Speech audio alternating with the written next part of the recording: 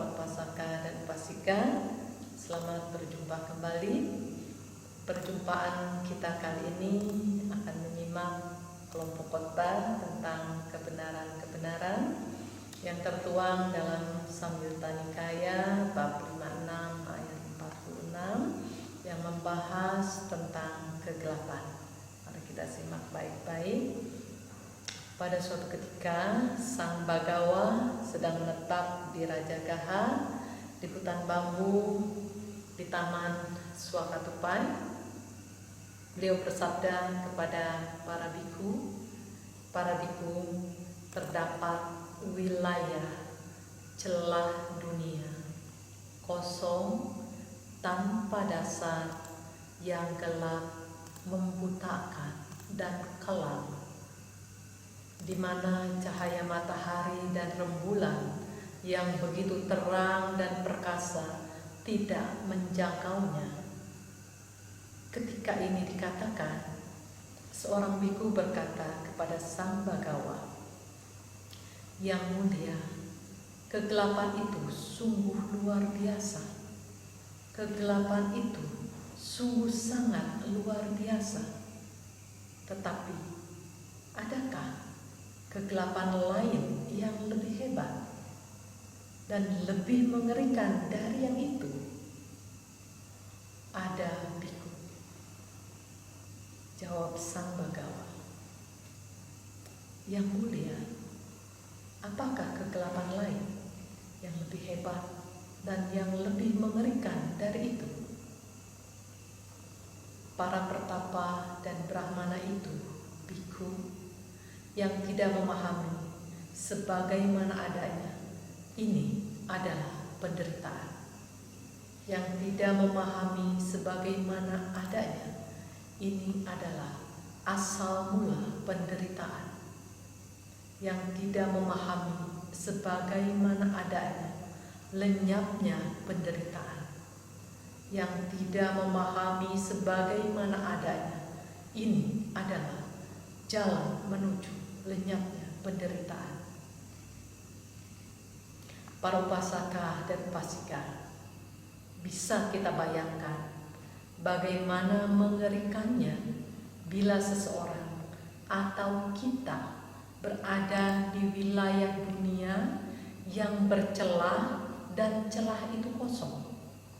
Kosongnya bukan seperti di rumah atau di kamar yang kosong.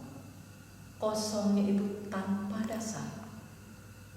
Sekarang mari kita bandingkan dengan ketika di siang hari yang cerah, kita bersama sahabat-sahabat yang baik berdiri di tepi jurang, dan dasar jurang itu teramat sangat dalam, dan kaki kita masih berpijak aman di tanah.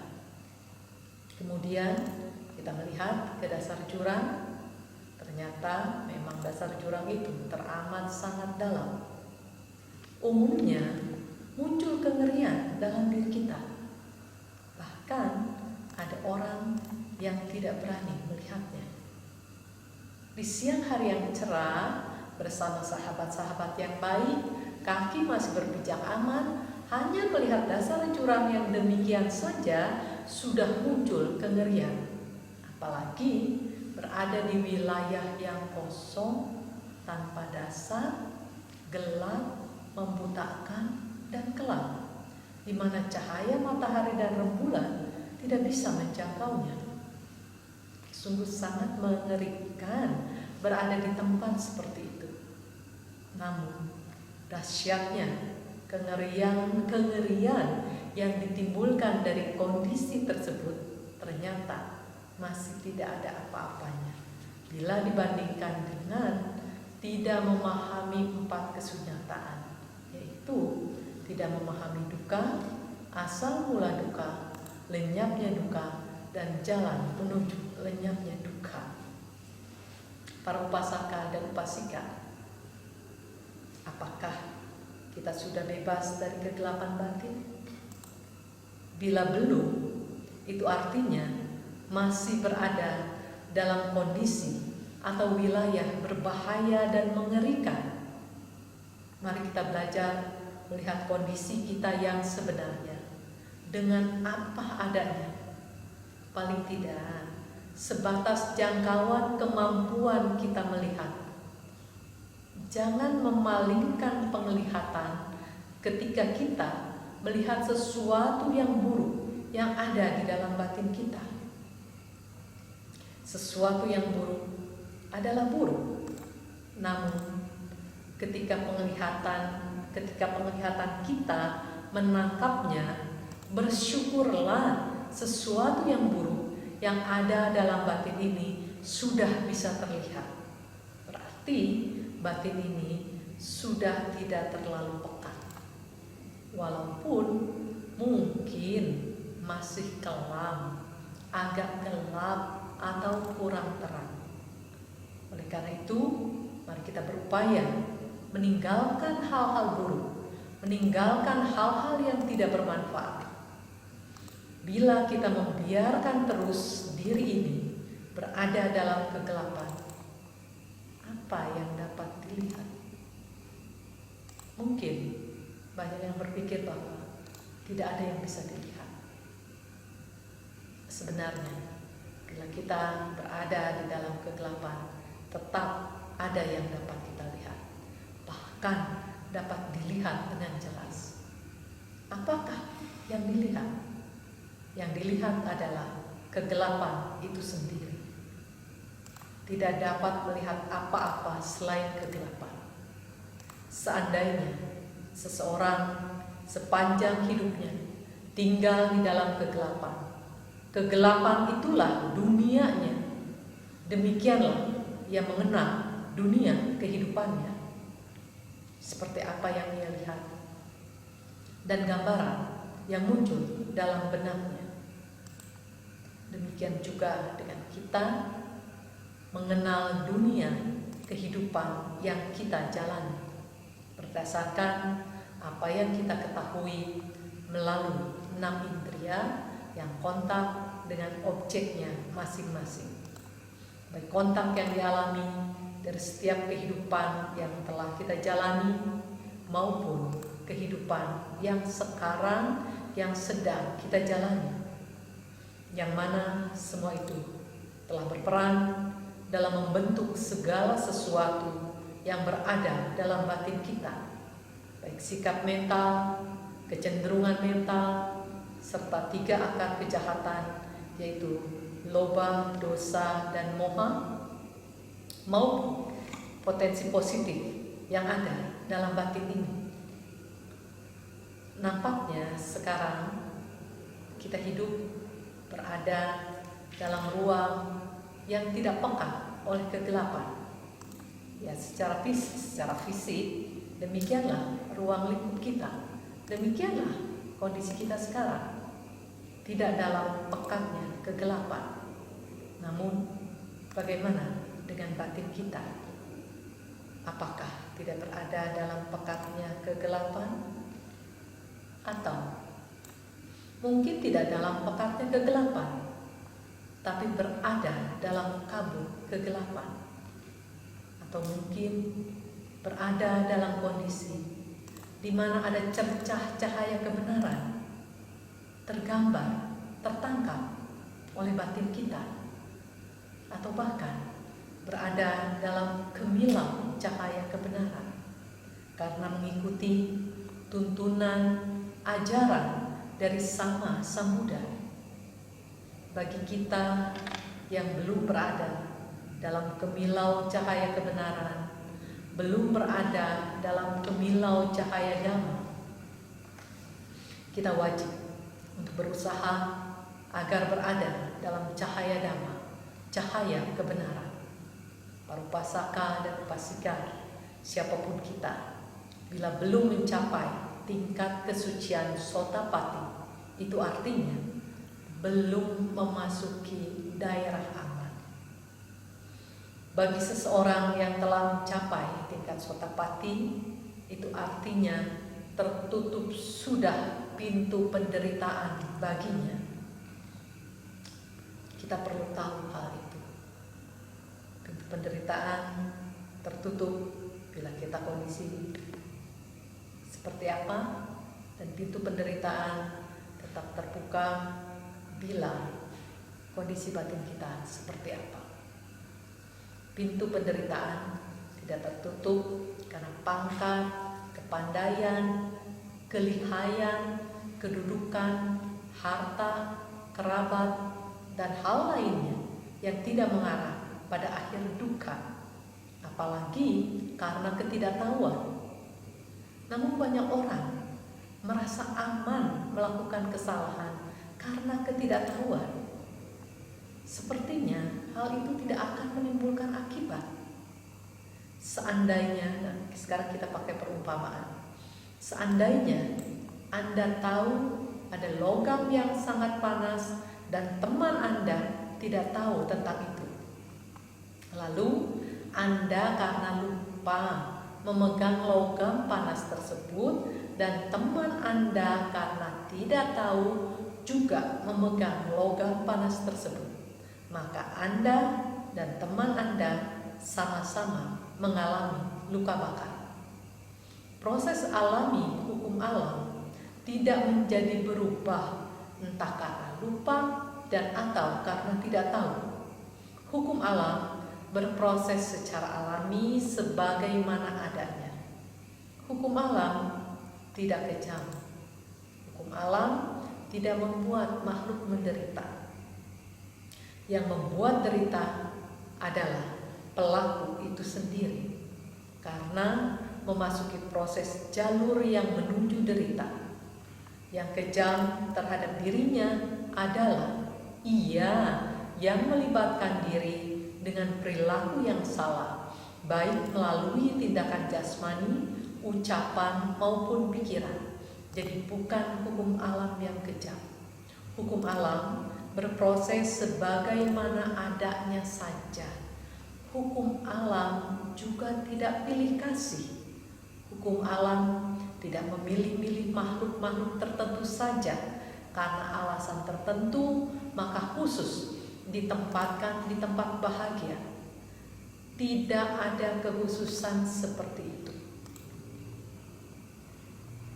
Yang bisa menempatkan seseorang di alam bahagia adalah orang itu sendiri sebagai pelakunya, karena memasuki proses jalur yang menuju bahagia.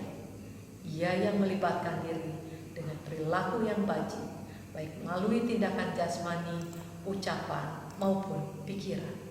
Semua itu terjadi dengan proses yang alami. Tahu ataupun tidak tahu, ingat ataupun lupa, tetap akan mengalami proses yang sangat alami. Nah, sekarang coba kita ingat-ingat satu hal. Tidak jarang kita mendengar kalimat yang keluar dari kata-kata seseorang yang ketika melakukan kesalahan atau kekeliruan dengan ringan mengucapkan, "Saya kan gak tahu." Dengan roman wajah yang tidak ada rasa bersalah, tidak ada tanda-tanda pada sikapnya mengenai pemahaman bahwa itu adalah kesalahan dan itu tidak boleh diabaikan. Orang-orang seperti itu tidak tahu bahaya. Dan kalau orangnya itu adalah kita, itu artinya kita tidak tahu bahaya, tidak bisa menjaga diri dengan baik. Bagi kita yang takut akan bahaya, sepatutnya selalu waspada agar terhindar dari perilaku yang salah. Para upasaka dan upasika, kita dianjurkan untuk tidak mengabaikan kesalahan walaupun kecil, dan juga kita dianjurkan untuk tidak mengabaikan kebaikan walaupun kecil. Kita harus ingat itu baik-baik. Sebagian orang masih berpikir, masih berprinsip kalau tidak tahu itu artinya tidak salah. Padahal ketidaktahuan adalah sumber penderitaan. Para upasaka dan upasika, perjalanan yang kita tempuh masih di wilayah berbahaya, bila tingkat sotapati belum dicapai. Ada wilayah berbahaya, berarti ada wilayah yang tidak berbahaya. Ada sebagian orang atau makhluk yang memasuki wilayah bahaya, dan ada sebagian orang atau makhluk yang memasuki wilayah yang tidak berbahaya. Dengan kata lain, berada di wilayah yang aman. Sekarang kita berada di wilayah yang manapun, karena kita yang memasuki wilayah itu. Bila kita sudah keluar dari wilayah yang berbahaya dan paling tidak sudah mencapai tingkat kesucian pertama, yaitu sotapati, itu artinya kita yang pergi meninggalkan wilayah yang berbahaya untuk memasuki wilayah yang tidak berbahaya. Bisa kita bayangkan, untuk meninggalkan atau keluar dari wilayah yang berbahaya itu bukan gampang. Itu bukan tanpa rintangan. Itu bukan seperti mudahnya membalikan tangan. Kita sebaiknya memahami bahwa untuk keluar dari wilayah yang berbahaya itu perlu berlaksa-laksa daya upaya. Namun kenapa kebanyakan ketika daya upaya untuk itu diperlukan, tapi yang dikeluarkan dan yang didukung berlaksa-laksa dalih, berlaksa-laksa alasan untuk berupaya menghindari usaha dalam jalan kebenaran, berusaha menghindari perjuangan untuk keluar dari wilayah berbahaya.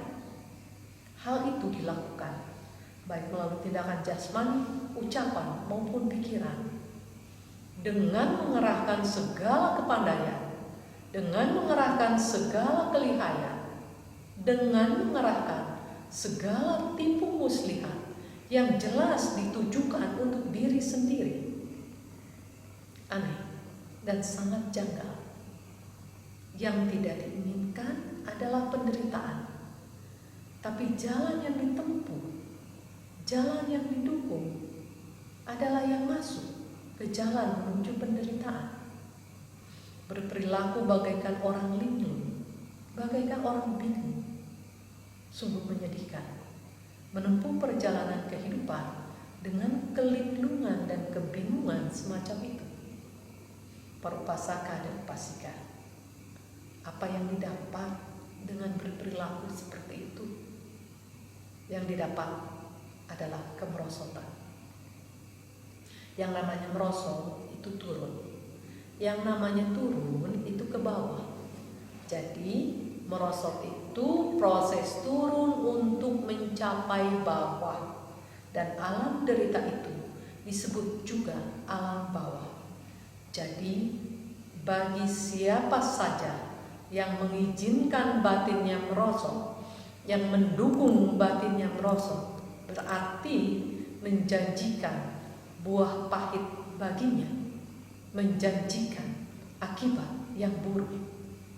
Itu artinya memilih bersentuhan dengan derita dan merasakan derita.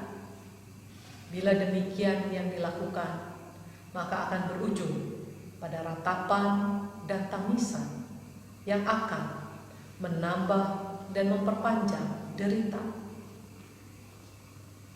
Di antara kita banyak yang sudah tahu betul beruntungnya lahir di alam manusia dan bahkan dapat mengenal Dhamma.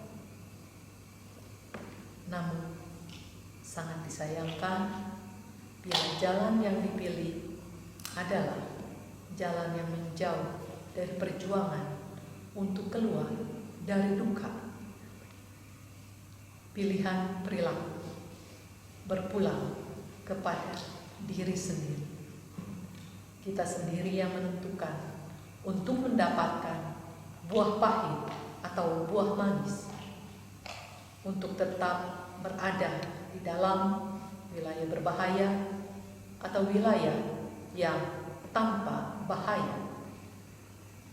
Alangkah baiknya bila kita belajar dari pengalaman, dan adalah sangat baik serta luhur bila kita belajar dan mempraktekkan apa yang Buddha ajarkan, yang ajarannya bagaikan mustika yang sangat berharga dan tak tertandingi, yang menunjukkan jalan pada padamnya penderitaan, yang menunjukkan jalan untuk meninggalkan kegelapan menuju jalan terang untuk sampai pada padamnya penderitaan. Tentu kita sepatutnya berjalan menuju jalan lenyapnya duka. Agar kita dapat mengenali jalan itu, mari kita berusaha untuk mengenali duka sebagai duka, sehingga kita juga bisa memahami sebab dari duka dan paham bahwa duka bisa lenyap dan ada jalan menuju lenyapnya duka yang telah dengan sempurna dibabarkan oleh Guru Agung yang mulia dan maha sempurna. Beliau adalah guru kita, guru yang penuh welas asih, guru yang penuh welas asih. Mari kita bertekad untuk memberikan penghormatan tertinggi pada beliau dengan mempraktekkan apa yang telah beliau tunjukkan, yang membawa kita menuju perjalanan yang aman, yang tanpa bahaya, sampai terrealisasinya nibbana. Para upasaka dan upasika, mari kita berjuang, kita berdaya upaya untuk sadar sesadar-sadarnya memiliki kemampuan mencintai diri sendiri dengan cara yang benar. Tolong kita ingat baik-baik, setiap kali kita melakukan kesalahan, itu artinya kita sedang memusuhi diri kita sendiri. Setiap kali kita melakukan kebaikan, itu artinya kita mencintai diri kita sendiri. Setiap kali kita berusaha untuk mengikis kekotoran batin, untuk membersihkan batin ini, itu artinya kita sedang menuju pada proses padamnya penderitaan. Para upasaka dan upasika, kita memiliki peluang, kita memiliki kemampuan, kita masih memiliki waktu untuk berusaha untuk agar cinta terwujud melalui perilaku kita yang nyata. Para upasaka dan upasika, banyak dhamma yang telah kita pelajari, banyak dhamma yang telah kita ingat. Mari dengan kesungguhan hati, dengan ketulusan hati, kita sungguh-sungguh berjuang untuk mempraktekannya, agar kita selalu ingat untuk belajar dan mempraktekkan apa yang Buddha ajarkan. Kesadaran dan konsentrasi perlu selalu kita tingkatkan. Itu artinya kita tidak boleh lepas dalam praktek meditasi. Bagi yang belum biasa, itu hanya karena belum biasa. Bila telah membiasakan diri, melatih diri di dalam meditasi, itu akan menjadi terbiasa. Dan setelah menjadi terbiasa, akan banyak mendapatkan manfaat dengan kualitas yang meningkat terus dan terus, di mana pengetahuan, kebijaksanaan bermunculan, mengarahkan kita, membawa kita untuk terus maju di dalam kebenaran, untuk terus maju menghindari jalan yang salah, menghindari jalan menuju penderitaan. Para upasaka dan upasika, sadarlah kalau kita memiliki kemampuan belajar, kemampuan praktek. Ayo kita bergerak untuk terus maju, bergerak untuk terus mencintai diri sendiri dengan cara yang benar, dengan cara yang nyata dan berkah bagi kita kalau kita mampu membawa diri kita bersentuhan dengan Dhamma, bersentuhan dengan apa yang Buddha ajarkan. Mari keberuntungan dan berkah yang sudah ada di dalam hadapan kita, yang sudah berada di dalam genggaman kita, terus kita jaga, kita rawat dengan baik, kita lindungi dengan usaha yang terbaik yang bisa kita lakukan. Mari sekarang kita beranjali, kita bertekad, semoga semakin hari kita semakin kuat untuk mempraktekkan sila dan samadhi, sehingga kebijaksanaan berkembang, kebijaksanaan yang sangat kita butuhkan untuk perjalanan yang mengarah kepada keselamatan, kepada padamnya penderitaan, kepada realisasinya nibbana. Semoga semua ini bisa kita wujudkan melalui perilaku kita yang nyata. Sabbe satta bhavantu sukhī tata.